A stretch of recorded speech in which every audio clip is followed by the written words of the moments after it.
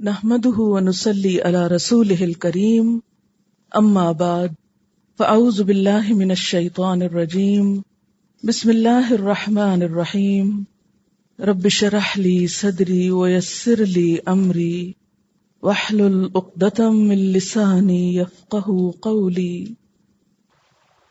آیت نمبر 243 سے تفسیر۔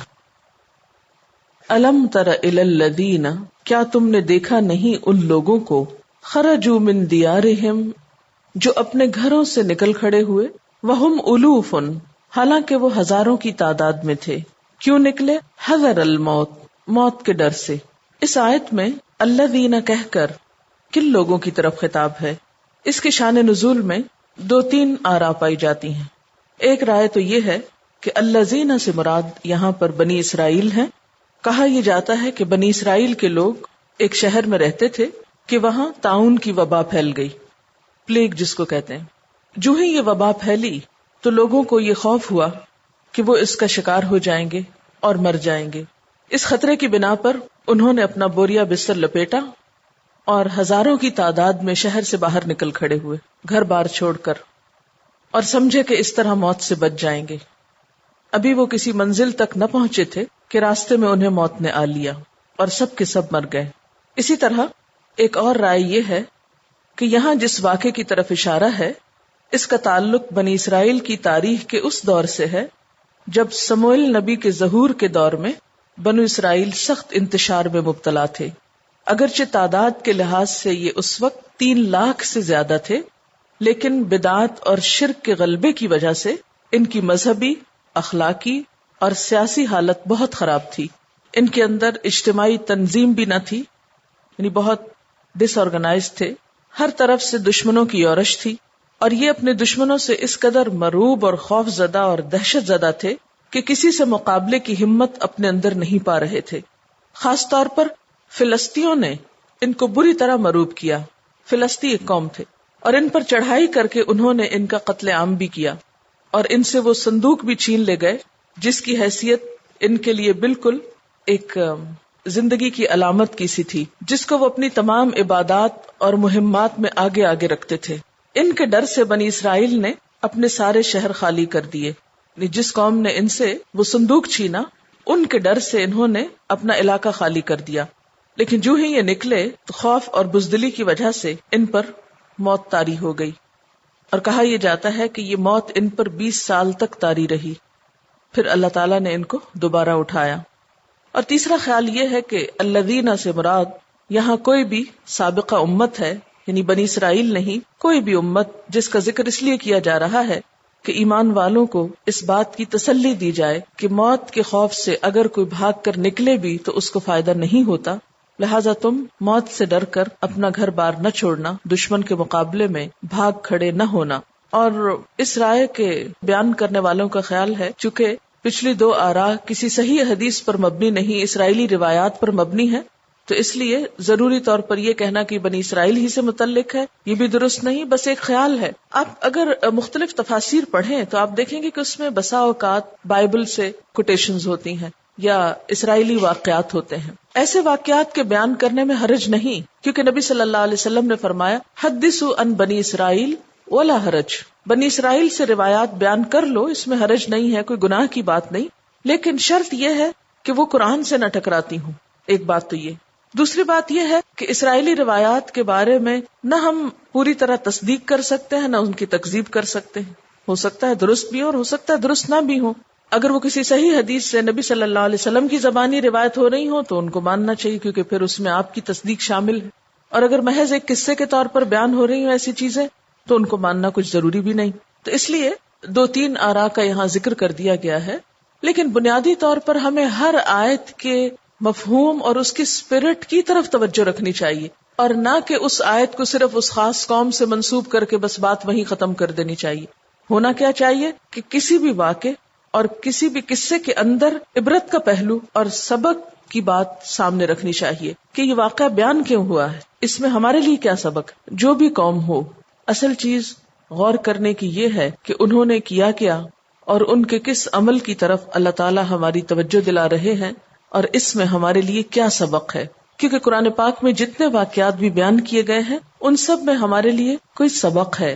کوئی بھی واقعہ محض واقعہ نہیں، اس میں ہمارے لیے نصیحت اور عبرت کا پہلو ہے.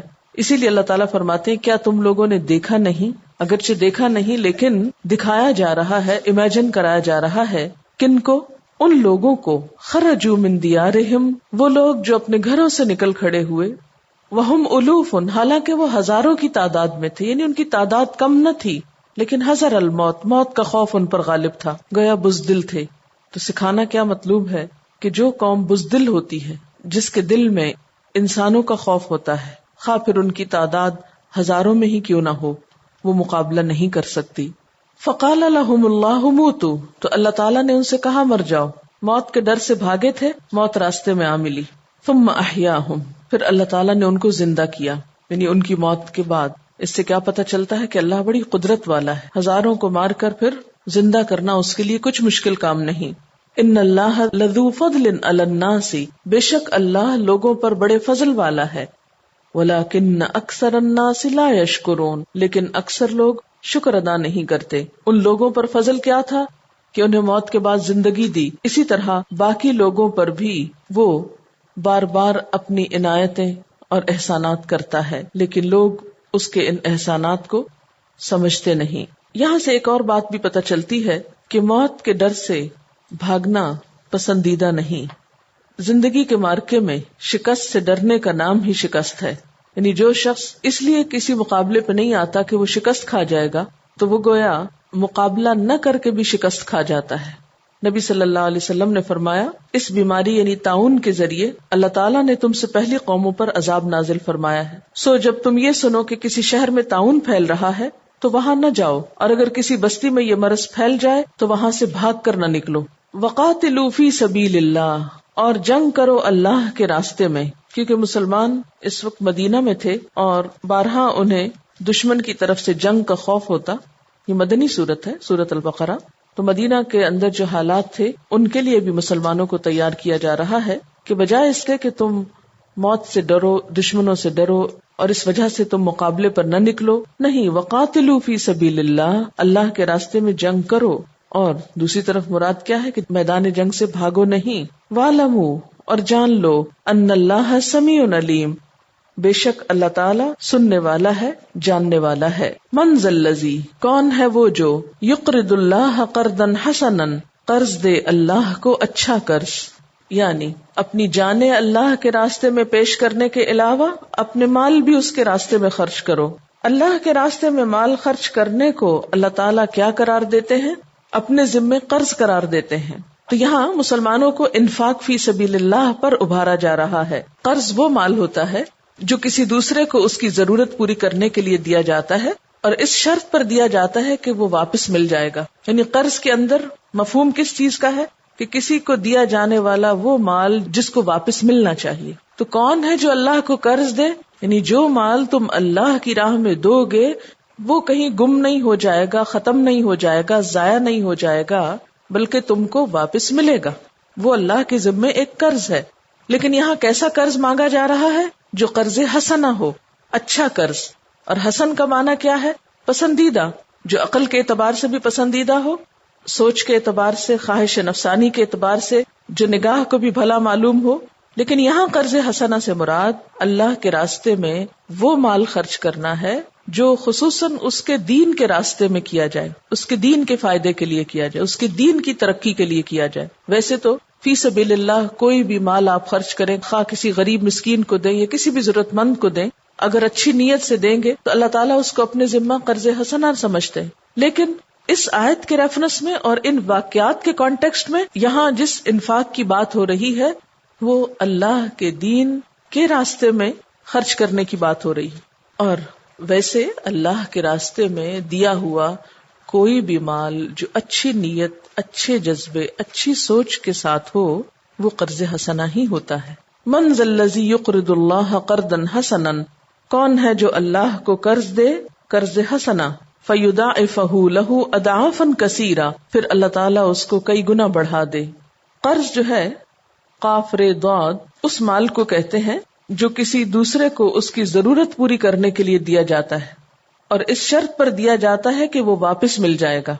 اور حسنن کا لفظ ہے سین نون سے ہے، ہر خوش کن اور پسندیدہ چیز کے لیے استعمال ہوتا ہے. حسن کی 3 قسمیں ہیں. نمبر 1 وہ چیز جو عقل کے اعتبار سے پسندیدہ ہو. نمبر 2 وہ جو خواہش نفس کی روح سے پسندیدہ ہو.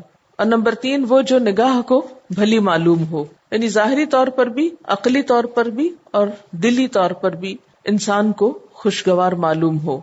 تو من ذا الذی یقرض اللہ قرضا حسنا، یہاں پھر قرض حسنہ سے مراد کیا ہے؟ اچھا قرض یعنی پسندیدہ قرض جو اللہ تعالیٰ کو دیا جائے گا. اس سے مراد اللہ کے راستے میں مال خرچ کرنا ہے، خاص طور پر اس کے دین کی خدمت کے لیے. اس کو قرض حسنہ کیوں کہا گیا؟ کیونکہ ایسا مال صرف دل کے اچھے جذبے کے ساتھ ہی خرچ کیا جا سکتا ہے، اور اس سے کوئی اور مفاد مطلوب نہیں ہوتا، کوئی اور غرض نہیں ہوتی. تو یہاں مسلمانوں کو اللہ کے راستے میں خرچ کرنے کے لیے ابھارا جا رہا ہے. کون ہے جو اپنا مال اللہ کے راستے میں دے گا؟ اس مال کو اللہ تعالیٰ اپنے ذمے قرض فرماتے ہیں اور وہ تمہیں واپس لوٹایا جائے گا. کس طرح؟ فَيُضَاعِفَهُ لَهُ أَضْعَافًا كَثِيرَةً، وہ اس کو کئی گنا بڑھا چڑھا کر واپس لوٹائے گا.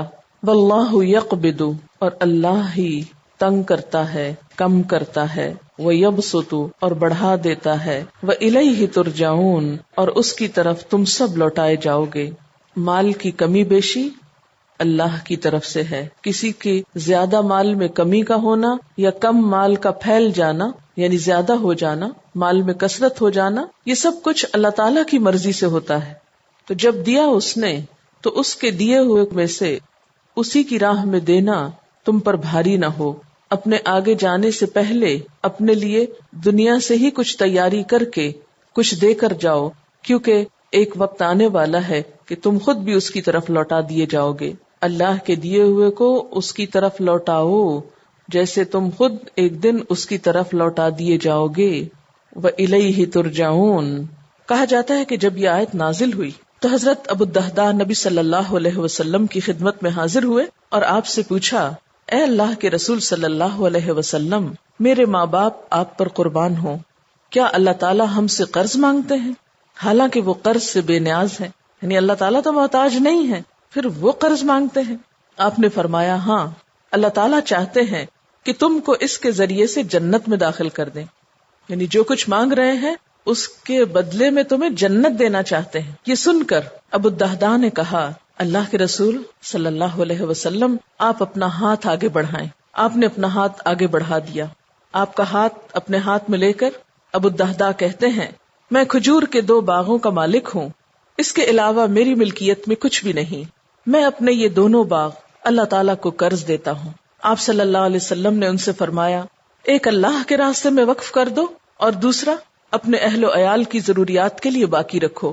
ابو الدہداء نے عرض کیا، آپ گواہ رہیے، ان دونوں میں سے بہترین باغ جس میں کھجور کے 600 درخت ہیں، اس کو میں اللہ کے راستے میں خرچ کرتا ہوں، وہ میں اللہ کو قرض دیتا ہوں. آپ نے فرمایا، اے ابو الدہداء، اللہ تعالیٰ تمہیں اس کے بدلے میں جنت عطا کریں گے. ابو الدہداء اس بات کے بعد اپنے گھر تشریف لائے اور جو باغ انہوں نے دینا کیا اس کے اندر بھی دوبارہ نہیں گئے. اس کے دروازے پر ہی کھڑے ہو کر اپنی بیوی کو پکارا، کیونکہ ان کا گھر اسی باغ کے اندر تھا، کہ اے دہداء کی ماں، تم اس باغ سے باہر آ جاؤ، اس گھر سے باہر آ جاؤ، کیونکہ میں نے یہ باغ اپنے رب کو قرض دے دیا ہے. وہ بھی سن کر بولی، اے دہداء کے باپ، تم نے بہت اچھا سودا کیا. اور یہ کہہ کر خوشی خوشی وہ اس سے باہر آ گئیں. نبی صلی اللہ علیہ وسلم ان کے اس عمل پر اس قدر خوش ہوئے کہ آپ نے فرمایا، کم من عذق رداح ودار فیاح لأبی الدہداء، کھجوروں سے لبریز بے شمار درخت اور کشادہ محلات کس قدر ابو الدہداء کے لیے تیار ہیں، یعنی جنت میں ابو الدہداء کا انتظار کر رہے ہیں. تو یہ آیت خوبصورت آیات میں سے ہے اور صحابہ کرام کے جذبہ عمل کو بھی واضح کرتی ہے کہ کس طرح وہ اللہ کا حکم سن کر آگے بڑھے اور انہوں نے عمل میں کچھ بھی دیر نہ لگائی. یہی وجہ ہے کہ ان کے ہاتھوں اسلام کو ترقی نصیب ہوئی. اور آج ہم جیسے لوگ جو صرف اپنی ذات کے لیے جیتے ہیں، جو صرف دنیا کے لیے جیتے ہیں، جو صرف دنیا ہی کو جنت بنا لینا چاہتے ہیں، حالانکہ دنیا عارضی جگہ ہے، یہی وجہ ہے کہ ہم جیسے لوگوں کے ہاتھوں آج اسلام کا یہ حال ہو گیا ہے. حالانکہ کتاب بھی وہی ہے، پیغمبر بھی وہی ہے، ہماری زبانیں بھی وہی ہیں جیسے ان لوگوں کی زبانیں تھیں، لیکن ہمارے کہنے اور ان کے کہنے میں بہت بڑا فرق تھا. ہم صرف الفاظ سے کام لیتے ہیں، جبکہ ان کے الفاظ کے ساتھ ان کا عمل بھی شریک تھا، اور الفاظ کے ساتھ جب عمل شامل ہوتا ہے تو ہی تبدیلی آتی ہے. یہ سب کچھ اسی وقت ہو سکتا ہے جب حقیقی معنوں میں سچے دل سے انسان ہر چیز سے بڑھ کر اللہ کو چاہے، کیونکہ جس چیز کی محبت انسان کے دل میں سب سے زیادہ ہوتی ہے اس کے لیے ہر چیز قربان کرنا آسان ہو جاتا ہے. اس کے لیے پھر کچھ بھی دینا مشکل نہیں لگتا، اور انسان مجبوری سے نہیں دیتا، تھوڑ دلی سے نہیں دیتا، خوشی سے دیتا ہے. لیکن جب تک انسان کے دل میں اللہ کی محبت سے بڑھ کر مال کی محبت ہوتی ہے، دنیا کی محبت ہوتی ہے، تو پھر انسان تھوڑا سا دیتے ہوئے بھی بہت ڈرتا ہے. حالانکہ اس نے یہ سب کچھ لیا کہاں سے، اس کے پاس آیا کہاں سے، آخر اس کا توکل اللہ پر کیوں نہیں جاتا؟ پہلے بھی تو اسی نے دیا، دوبارہ بھی وہی دے گا، پھر اس کی راہ میں دیتے ہوئے یہ ڈر کیسا؟ صحابہ کرام کی انہی قربانیوں کی وجہ سے اور اسی فراخ دلی کی وجہ سے انہیں دنیا میں بھی عزت نصیب ہوئی اور اسلام کو کامیابی اور غلبہ نصیب ہوا. آج اسلام کا یہ حال، مسلمانوں کی یہ ذلت کیوں ہے؟ اس کی ایک بہت بڑی وجہ ہے کہ جب اپنی ذات کے لیے خرچ کرنے کا وقت آتا ہے تو ہم بڑی سے بڑی رقم خرچ کر لیتے ہیں. ہمارے شادی بیاہ، ہمارے لین دین کے رسم و رواج، ہماری پیدائش اور موت، ان مواقع پر ہم کیا کچھ خرچ نہیں کرتے، اور اس کے مقابلے میں فی سبیل اللہ، اللہ کے دین کی ترقی کے لیے، اللہ کے دین کو پھیلانے کے لیے ہم کتنا مال نکالتے ہیں ہم سب جانتے ہیں. ہر شخص اپنا حساب خود کر سکتا ہے. لیکن یاد رکھیے کہ جو کچھ ہم دنیا کے لیے خرچ کر رہے ہیں اور دنیا میں چھوڑ رہے ہیں وہ دنیا میں ہی رہ جائے گی، اس میں سے کوئی بھی چیز ہمارے ساتھ نہیں جائے گی. اور وہ چیز جو خالصتاً اللہ کی رضا کے لیے، اس کی خوشی کے لیے، اس کی خاطر، اس کے نام پر، اس کے دین کے لیے ہم دیتے ہیں، اسے نہ صرف یہ کہ وہ لوٹائے گا بلکہ کئی گنا کر کے لوٹائے گا. کیونکہ یہاں پر کیا فرمائے گا؟ فَيُضَاعِفَهُ لَهُ أَضْعَافًا كَثِيرًا، اسے کئی گنا بڑھا کر لوٹائے گا. حضرت ابو ہریرہ رضی اللہ تعالیٰ عنہ بیان کرتے ہیں کہ نبی صلی اللہ علیہ وسلم نے فرمایا، جس نے حلال کمائی سے ایک کھجور برابر بھی خیرات کی، اور اللہ تعالیٰ حلال کمائی ہی کی خیرات قبول کرتا ہے، تو اللہ تعالیٰ اسے اپنے دائیں ہاتھ سے قبول کر لیتا ہے. یعنی ایک کھجور جیسی چیز اگر کسی کے پاس چھوٹی سی چیز بھی ہے تو وہ اسے بھی قبول کر لیتا ہے، اور خیرات کرنے والے کے لیے اسے اس طرح بڑھاتا رہتا ہے جیسے کوئی تم میں سے اپنے پچھیرے کی پرورش کرتا ہے، یہاں تک کہ وہ ایک کھجور پہاڑ کے برابر ہو جاتی ہے. یعنی اللہ تعالیٰ کتنا بڑھاتا ہے کہ ایک لقمہ ایک پہاڑ برابر ہو جائے. شرط یہ ہے کہ وہ حلال رزق میں سے ہو اور خالصتاً اس کے لیے خرچ کی گئی ہو. اور یہاں یہ جو دو لفظ استعمال ہوئے نا، یقبض و یبسط، اس کا مفہوم یوں ہے کہ قبضہ کہتے ہیں مٹھی کو، یقبض مٹھی بند کر لینا اور یبسط پھیلا دینا. یعنی مال کی کمی کے لیے یقبض کا لفظ ہے اور یبسط مال کے بڑھ جانے کے لیے. پھر فرمایا الم تر الی الملأ من بنی اسرائیل من بعد موسیٰ، کیا تم نے دیکھا نہیں بنی اسرائیل کے سرداروں کو جو موسیٰ علیہ السلام کے بعد آئے. یہ واقعہ موسیٰ علیہ السلام کی وفات کے 300 سال بعد کا ہے. ملأ، میم لام حمزہ، ملأ کا مطلب ہوتا ہے بھر دینا، اور الملأ کا مطلب ہے سردار. سرداروں کو ملأ کیوں کہتے ہیں؟ کہ ایسے لوگ جو دوسروں کے دلوں اور نگاہوں کو ہیبت اور رعب سے بھر دیتے ہیں، یا اپنی شان و شوکت سے بھر دیتے ہیں، آب و تاب سے بھر دیتے ہیں. الم تر الی الملأ، کیا تم نے دیکھا نہیں طرف سرداروں کے، من بنی اسرائیل، بنی اسرائیل کے، من بعد موسیٰ، موسیٰ علیہ السلام کے بعد. کتنا بعد؟ 300 سال بعد. کیا ہوا تھا؟ اذ قالوا لنبی لہم، جب انہوں نے کہا تھا اپنے نبی سے. کیا کہا تھا؟ ابعث لنا ملکن، مقرر کرو ہمارے لیے ایک بادشاہ. بادشاہ کا لفظ جو ہے یہ 2 معنوں میں استعمال ہوتا ہے. میم لام کاف اس کا روٹ ہے. ملک کے معنی ہوتے ہیں صاحب اختیار، صاحب اقتدار، جس کے پاس اقتدار ہو، اختیار ہو. یہ اقتدار 2 طرح کا ہو سکتا ہے. ایک ہے مطلقاً یعنی مکمل اقتدار جیسے کسی بادشاہ کا ہوتا ہے، یا پھر محدود اختیار جیسے کسی امیر لشکر یا سپہ سالار کا ہوتا ہے. تو نبی کے ہوتے ہوئے انہوں نے ایک اور بادشاہ کی جو بات کی تو اس کا مطلب کیا تھا کہ ہمارے لیے ایک سپہ سالار مقرر کیا جائے، کیونکہ وہ نبی جو تھے اس وقت عمر رسیدہ تھے. نقاتل فی سبیل اللہ، کہ ہم اللہ کے راستے میں جنگ کر سکیں. قال، تو نبی نے کہا، هل اسیتم، کہیں ایسا تو نہ ہوگا کہ تم، ان کتب علیکم القتال، کہ اگر تم پر جنگ فرض کر دی گئی، مقرر کر دی گئی، اللہ تو قاتلو، کہ تم جنگ نہ کرو، کہیں ایسا تو نہیں کہ تمہیں جنگ کرنے کو کہا جائے اور جنگ مقرر ہو جائے اور سپہ سالار بھی مل جائے اور پھر تم نہ لڑو. قالو، کہنے لگے، وما لنا، کیا ہے بھلا ہم کو، اللہ نقاتل فی سبیل اللہ، کہ ہم اللہ کے راستے میں جنگ نہ کریں، وقد اخرجنا من دیارنا وابنائنا، حالانکہ ہم اپنے گھروں اور اپنے بچوں سے نکالے گئے. کہا یہ جاتا ہے کہ ان کی حالت ان کی شرک و بدعت اور ان کی گمراہی کی وجہ سے ایسی ہو چکی تھی کہ جو ان کے پڑوس کی اقوام تھی وہ ان پر حملہ آور ہوئیں اور ان کے مال و اسباب لوٹ لیے گئے اور ان کو بہت ذلیل و خوار کیا گیا. تو اپنی اس ذلت اور اپنی اس خواری کا بدلہ لینے کے لیے یہ لڑنا چاہتے تھے. وقد اخرجنا من دیارنا وابنائنا، حالانکہ ہم اپنے گھروں اور بیٹوں سے نکال دیے گئے. فلما کتب علیہم القتال، لیکن پھر ہوا وہی جو نبی کا خدشہ تھا، جب ان پر جنگ فرض کی گئی، تولوا، تو وہ منہ موڑ گئے. الا قلیلا منہم، مگر ان میں سے بہت تھوڑے جنہوں نے ثابت قدمی دکھائی. واللہ علیم بالظالمین، اور اللہ ظالموں کو خوب جاننے والا ہے.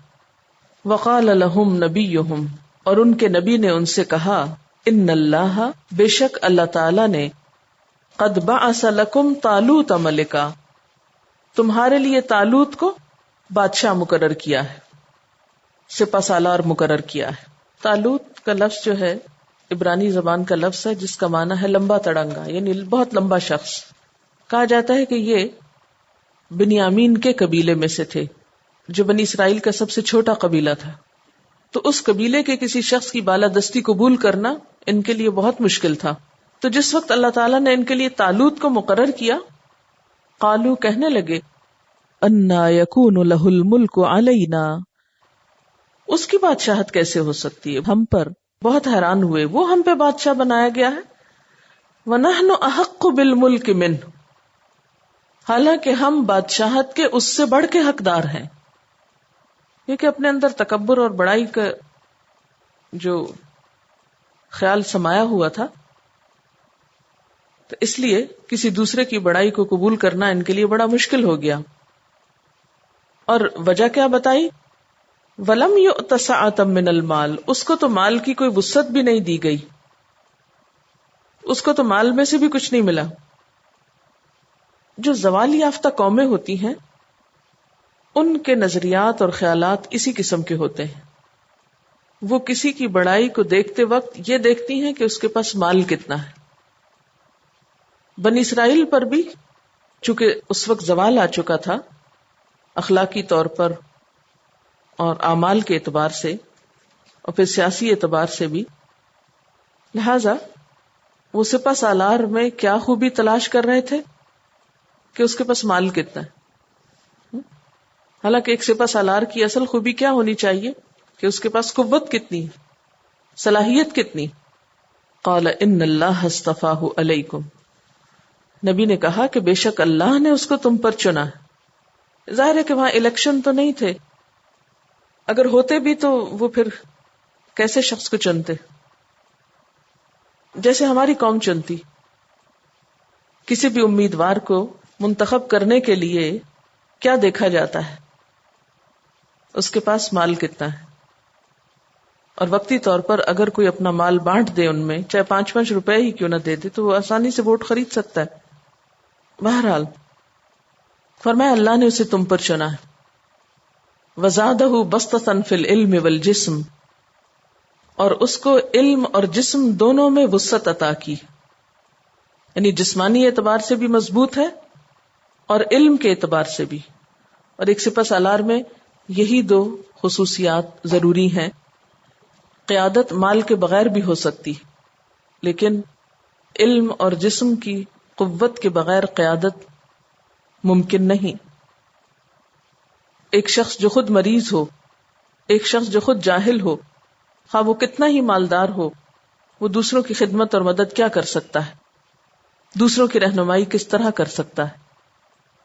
واللہ یؤتی ملکہ من یشاء، اور اللہ اپنی بادشاہت جس کو چاہتا ہے دیتا ہے، اسے تم سے مشورہ نہیں کرنا، تمہاری مرضی کے مطابق نہیں کسی کو چننا، وہ جو چاہے کرے۔ کیوں؟ اس لیے کہ واللہ واسع علیم، اللہ وسعت والا ہے، علم والا ہے، اس کے فیصلے علم کی بنیاد پر ہوتے ہیں، ان کی خاص حکمتیں ہوتی، وہ تمہاری طرح تنگ نظر نہیں۔ وقال لهم نبیہم، اور ان کے نبی نے ان سے کہا، ان آیت ملکہ، بے شک اس کی بادشاہت کی نشانی یہ ہے، ان یاتیکم التابوت، کہ تمہارے پاس تابوت واپس آ جائے گا۔ یہ تابوت کیا تھا؟ تابوت کا لفظ جو ہے تے واو بے سے ہے، توب کا مطلب ہوتا ہے رجوع کرنا، توبہ بھی اسی سے ہے۔ تو تابوت کو تابوت کیوں کہا جاتا ہے؟ مانا تو اس کا نا باکس یا صندوق، کیونکہ انسان چھوٹی بڑی ضرورت کے لیے بار بار اس کی طرف پلٹتا ہے، اس کو کھولتا ہے۔ تو یہاں کس تابوت کی طرف اشارہ ہے؟ بنی اسرائیل اس کو عہد کا صندوق کہتے تھے، اس میں آل موسیٰ اور آل ہارون کے تبرکات تھے۔ مثلاً وہ پتھر کی تختیاں جو حضرت موسیٰ علیہ السلام کوہ طور سے لائے تھے، جس میں تورات لکھی ہوئی تھی، پھر تورات کا وہ اصلی نسخہ جو حضرت موسیٰ علیہ السلام نے خود لکھوایا تھا۔ اسی طرح ایک بوتل میں من ڈال کر رکھا ہوا تھا، من و سلوہ جو ان پہ اترتا تھا۔ پھر وہ عصا بھی تھا جو موسیٰ علیہ السلام پھینکتے تھے تو سانپ بن جاتا، اژدہا بن جاتا۔ تو ان کے پیغمبروں کی جو نشانیاں تھیں، جو معجزات جیسی چیزیں تھیں، وہ سب کچھ اس باکس کے اندر موجود تھی۔ اب یہ باکس کہاں چلا گیا تھا؟ ان کی دشمن قوم کے پاس چلا گیا تھا جب وہ ان پر حملہ آور ہوئے۔ ان کا خیال یہ تھا کہ چونکہ یہ تابوت ہمارے پاس سے چلا گیا ہے، اس لیے اب ہم بہت نقصان میں ہیں۔ تو ان کے نبی نے ان کو خوشخبری دی کہ طالوت کے اللہ تعالیٰ کی طرف سے بادشاہ مقرر ہونے کی نشانی یہ ہے کہ تمہارا صندوق تمہارے پاس واپس آ جائے گا۔ فیہ سکینۃ من ربکم، اس میں تمہارے رب کی طرف سے تسکین کا سامان ہے۔ وبقیۃ، اور باقی ماندہ چیزیں، مما ترک آل موسیٰ و آل ہارون، اس میں سے جو چھوڑ گئے آل موسیٰ اور آل ہارون۔ تحملہ الملائکہ، اسے فرشتے اٹھائے ہوئے ہوں گے۔ ان فی ذلک لآیہ، بے شک اس میں البتہ ایک نشانی ہے، لکم تمہارے لیے، ان کنتم مؤمنین، اگر تم مومن ہو، اگر تم ماننے والے ہو تو یہی بات تمہارے لیے کافی ہو جانی چاہیے کہ طالوت کے آنے کے بعد تمہارا باکس واپس آئے گا۔ اور کہا جاتا ہے کہ ہوا بھی یہ کہ جو ہی اللہ تعالیٰ نے ان کو مقرر کیا تو دوسری طرف جس قوم کے پاس یہ باکس تھا ان کے اندر طرح طرح کی وبائیں پھوٹ پڑی، بڑی مصیبتیں نازل ہونے لگی۔ تو انہیں یہ خیال آیا کہ شاید یہ اس باکس کی وجہ سے ہم پر سب نحوست آ رہی ہے۔ تو اسرائیلی روایات میں یہ بات لکھی ہوئی ہے کہ انہوں نے اس کو ایک بیل گاڑی کے اوپر رکھا اور اس کو ہانک دیا، اور وہ بیل گاڑی جو تھی وہ سیدھی ان کے پاس آ گئی۔ قرآن کا بیان یہ ہے کہ فرشتے اس کو واپس لے آئے تھے۔ بہرحال یہ بھی ہو سکتا ہے کہ گاڑی پر رکھا ہوا اور وہ چونکہ خود بخود چل رہی تھی تو بیل کو خود تو نہیں پتا تھا کہ کہاں جانا ہے اس کو، تو فرشتوں نے اس کو گائیڈ کیا ہوگا۔ اسی لیے فرمایا گیا کہ ان فی ذلک لآیۃ لکم، بے شک اس میں تمہارے لیے ایک نشانی ہے، ان کنتم مؤمنین، اگر تم مومن ہو۔ وآخر دعوانا ان الحمد للہ رب العالمین۔ سبحانک اللہم وبحمدک، نشہد ان لا الہ الا انت، نستغفرک ونتوب الیک۔